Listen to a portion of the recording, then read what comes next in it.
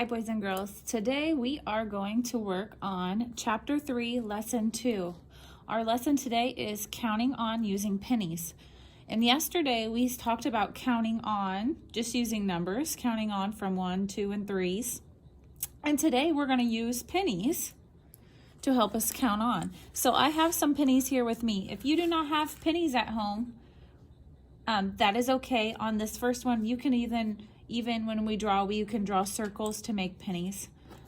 So penny is a type of coin we will be using today. Let's go ahead and get your worksheets out for Chapter 3, Lesson 2.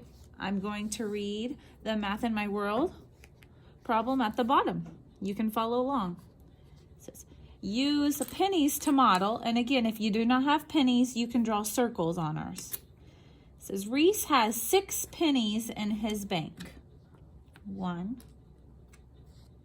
2, 3, 4, 5, 6. He puts in 3 more pennies. So he's going to put 3 more pennies in. It wants us to count on to find how many pennies Reese has in all. And write how many there are in all down below. Okay. You can trace your pennies on here to show work, or like I said, you can start by drawing 6 pennies. So I could draw the 6 pennies or trace around them.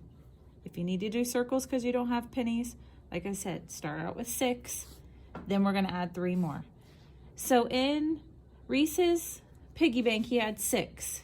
He adds 3 more. We're going to count on, but we know we don't have to start at 1 because we already know there are 6 inside. So we can count on from 6 by adding 3. So think, what comes after 6? Good. 7, 8, 9. So 6 and adding that 3 would make 9 pennies altogether. We were able to count on and add the 3. So 6 and 3 made 9 total in his piggy bank. Don't forget to write 9 down below. 9 pennies. I'll go ahead and turn over on the back side to the guided practice. And on the guided practice, I wanted to note, and I wanted you to just take a look at a penny. And a fun fact, on the head side of a penny, we have Abraham Lincoln. If you can see my penny here.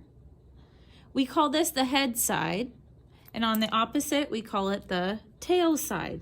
So every coin has a heads and a tails, 2 sides. On our guided practice, it says, a penny has a value of 1 cent. So this is worth 1 cent. You can count on by ones to add pennies. So when we're counting with pennies, we're just counting on by 1 because each penny is worth 1 cent. So here you can see it has 8 and then this symbol. That is the cent symbol, meaning we have 8 cents right here. But then they want us to count on. And right here it says, helpful hint, start with 8 pennies and count on. After 8, what would come? 9, 10, 11. There are 11 pennies in all if we added 3 more. So I'm just going to go ahead and trace over the dotted line. You should do the same. After 8 came 9, 10, 11. We were able to use the count on strategy to solve the problem of how many there were all in all. 8 and 3 makes 11. Let's do the same thing for this one down here. And we have count the group of pennies, then count on to add. So right here, how many does it say we have? 7, remember this symbol? Cents, 7 cents. We can double check and count. 1, 2, 3, 4, 5, 6, 7.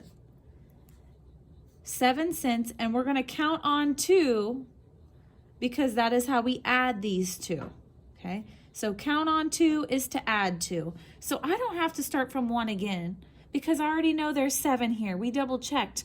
So now I just need to add on 2 more or count on 2. So what comes after 7 when we count on 8 and then 9. I counted on 2 more pennies I added. So altogether, we have 9 cents. 7 and the 2 made 9. Okay, I want you to go ahead and for the independent practice page, I want you to try this on your own. It's the same skill that we just worked on counting on. Don't forget to write your numbers. And then once you're done with that, turn it around. And then I want you to go ahead and do your My Homework page. Chapter 3, Lesson 2. And this is what you will turn in. Good luck, and I hope you have pennies or something you can use to count with at home.